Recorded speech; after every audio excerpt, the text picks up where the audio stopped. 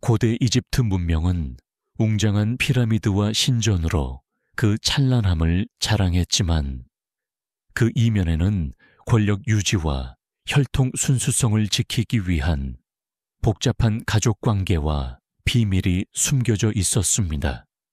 이집트의 파라오는 자신의 혈통을 신성하게 여기며 왕조의 권력을 유지하기 위해 가까운 혈족 간 결혼을 나라의 신성한 의무로 여겼습니다.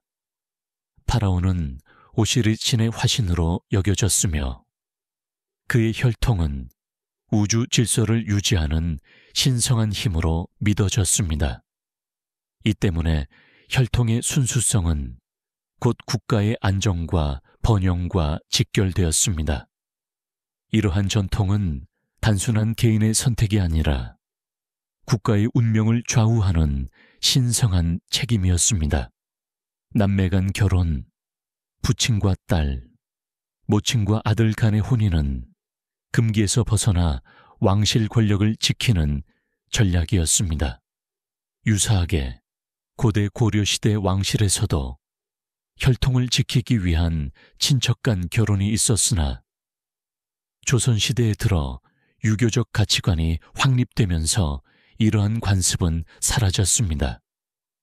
이집트 백성들은 파라오가 자신들의 하늘과 땅을 잇는 신의 대리자라고 믿었으며 그가 행하는 결혼 의식과 권력 행사는 곧 우주의 조화와 번영을 보장하는 거룩한 행위로 여겼습니다.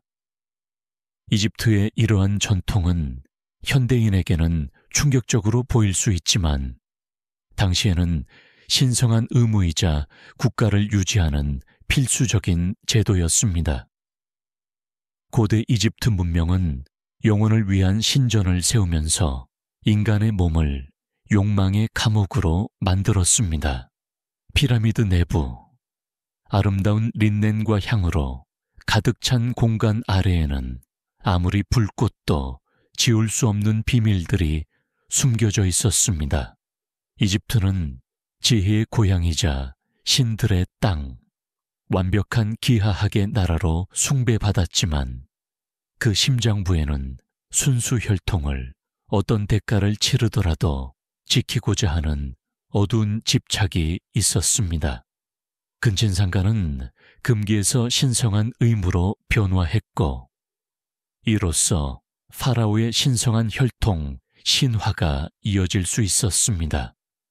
형제는 누이를, 아버지는 딸을, 어머니는 아들을 취했으며 이는 권력을 굳건히 하는 희생으로 여겨졌습니다. 심지어 죽음도 안식이 될 수 없었습니다. 헤로도토스는 미라와 이전에 귀족 여성들의 시신이 생존자들의 탐욕으로부터 보호받기 위해 감춰졌다고 기록했습니다. 나일강은 신성한 동맥처럼 흐르고 파라오는 신 아툼의 화신으로서 우주 창조의 행위를 반복했습니다. 개인의 친밀함은 집단의 의식으로 변모했고 정객은 생명의 기적으로, 쾌락은 기도로 여겨졌습니다. 우리가 충격적으로 느끼는 이 모든 것은 그들에게 신성한 조화였습니다. 고대 이집트는 단순히 상형 문자를 쓰고 피라미드를 세운 것에 그치지 않고 권력이 욕망과 뒤섞인 육체의 종교를 세웠으며 영원함은 제물로 바쳐진 몸으로 치러졌습니다. 파라오는 단순한 인간도 우연히 선택된 왕도 아니었습니다. 그는 하늘을 지배하는 신성한 메오시리스의 현현이었고 죽음 후에는 저승의 신 오시리스와 합쳐져 우주 질서를 보장해야 했습니다. 그의 혈관을 타고 흐르는 피는 신성하다고 여겨져 순수하고 오염되지 않은 상태로 유지돼야 했습니다.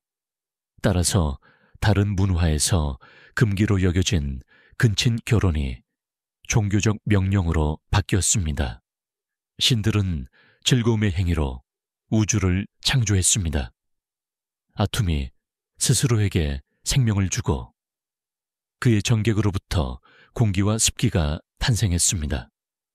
만약 우주가 신성하고 고독한 행위에서 시작되었다면 친족 간의 결합은 범죄가 아니라 원초적 창조의 모방이었습니다. 이 신학적 정당성은 정치체계의 기초가 되었습니다.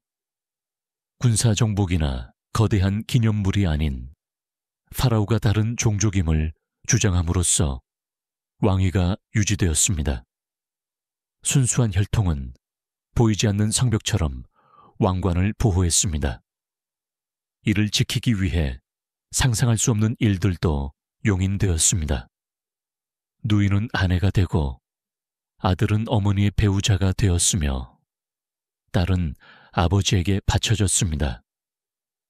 이는 개인적 욕망이 아니라 국가 전략이었고 각 혼인은 왕가가 부서지지 않는 금속으로 이루어졌다는 허구를 강화했습니다. 비문과 사원 벽화에는 이러한 관습이 기록되어 있습니다. 왕비와 공주의 이름이 단지 혈연이 아니라 배우자의 지위로 반복해서 등장합니다. 궁궐의 딸은 자신의 주인이 아니었으며 왕조의 유전적 열쇠였습니다. 아들은 단지 상속자가 아니었고 신성한 불꽃을 지키는 그릇이었습니다. 혈연은 결혼이 되었고 결혼은 감옥이 되었습니다. 이와 같은 논리에서 이집트 왕실은 수세기 후 합스부르크 유럽이 행할 것을 미리 보여주었습니다.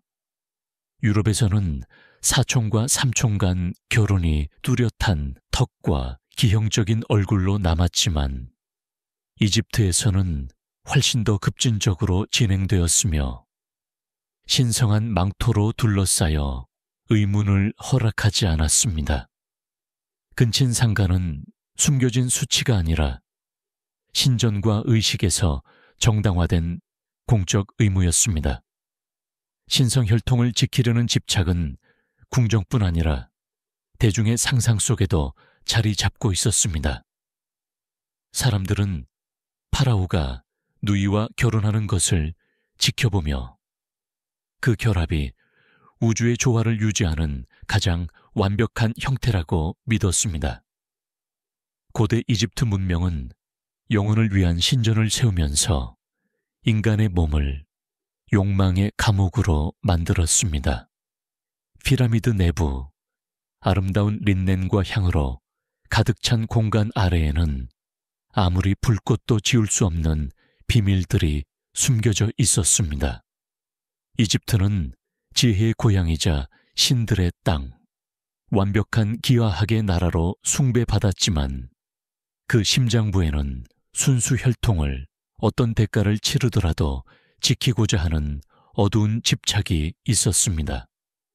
근친상간은 금기에서 신성한 의무로 변화했고 이로써 파라오의 신성한 혈통, 신화가 이어질 수 있었습니다.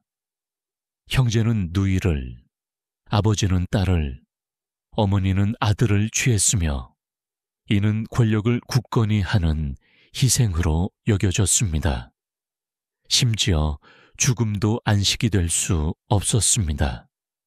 헤로도토스는 미라화 이전에 귀족 여성들의 시신이 생존자들의 탐욕으로부터 보호받기 위해 감춰졌다고 기록했습니다. 나일강은 신성한 동맥처럼 흐르고 파라오는 신 아툼의 화신으로서 우주 창조의 행위를 반복했습니다.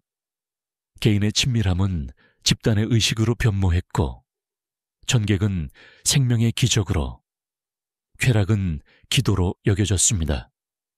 우리가 충격적으로 느끼는 이 모든 것은 그들에게 신성한 조화였습니다. 고대 이집트는 단순히 상형 문자를 쓰고 피라미드를 세운 것에 그치지 않고 권력이 욕망과 뒤섞인 육체의 종교를 세웠으며 영원함은 제물로 바쳐진 몸으로 치러졌습니다.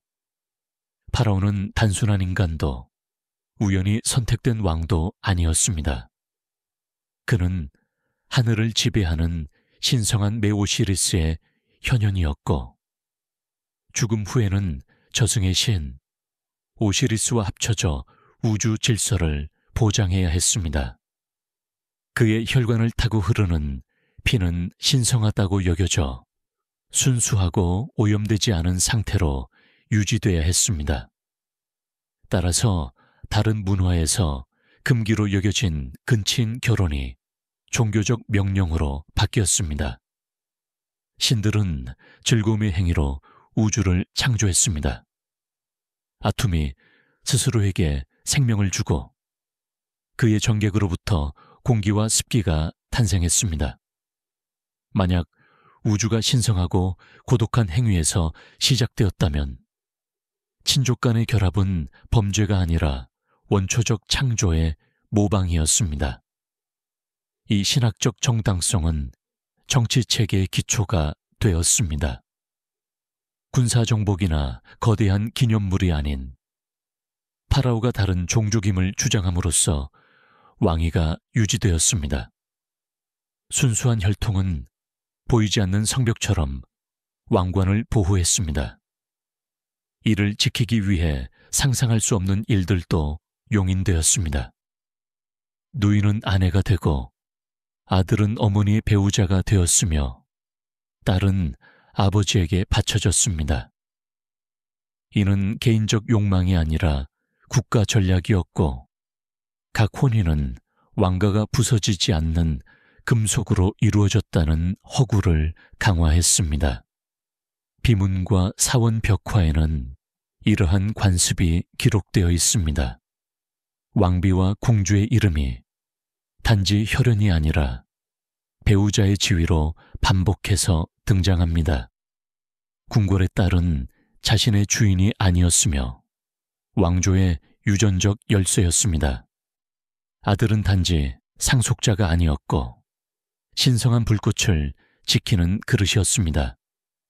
혈연은 결혼이 되었고 결혼은 감옥이 되었습니다. 이와 같은 논리에서 이집트 왕실은 수세기 후 합스부르크 유럽이 행할 것을 미리 보여주었습니다. 유럽에서는 사촌과 삼촌 간 결혼이 뚜렷한 턱과 기형적인 얼굴로 남았지만 이집트에서는 훨씬 더 급진적으로 진행되었으며 신성한 망토로 둘러싸여 의문을 허락하지 않았습니다. 근친상간은 숨겨진 수치가 아니라 신전과 의식에서 정당화된 공적 의무였습니다. 신성 혈통을 지키려는 집착은 궁정뿐 아니라 대중의 상상 속에도 자리 잡고 있었습니다. 사람들은 파라오가 누이와 결혼하는 것을 지켜보며 그 결합이 우주의 조화를 유지하는 가장 완벽한 형태라고 믿었습니다.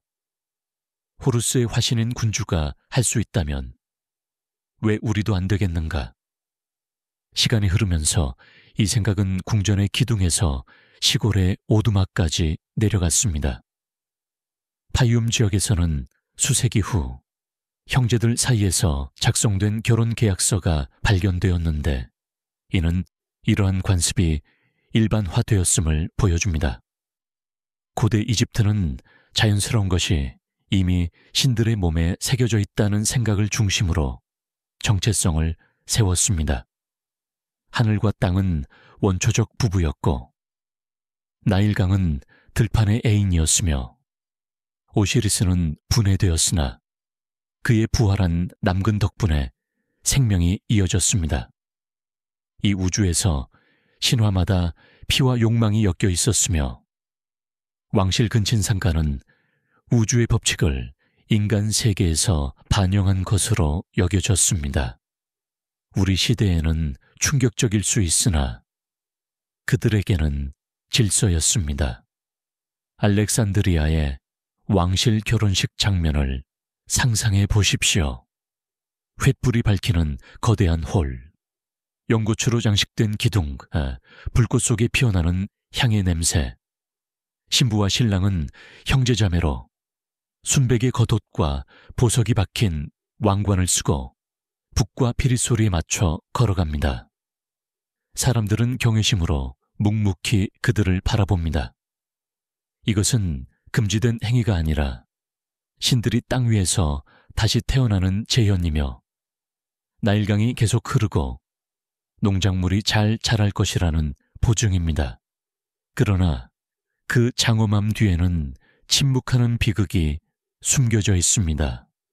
두 몸은 태어나기 전부터 정해진 운명을 수행해야 했습니다. 그리스나 로마에서는 이런 근친상간이 스캔들로 간주되었지만 이집트에서는 정치적, 종교적 근간이 되었습니다. 이집트의 세계관은 성과 신성의 융합으로 지배되어 쾌락과 신체, 우주가 하나의 권력망 안에 얽혀 있었습니다. 우리가 수학과 피라미드, 천문 관측으로 존경하는 이집트는 동시에 영혼을 위해 딸과 누이들을 속박한 문명이었습니다. 왕실의 피는 신성함으로 보호받았지만 그 이면에는 끊임없이 반복되는 비극이 숨겨져 있었습니다.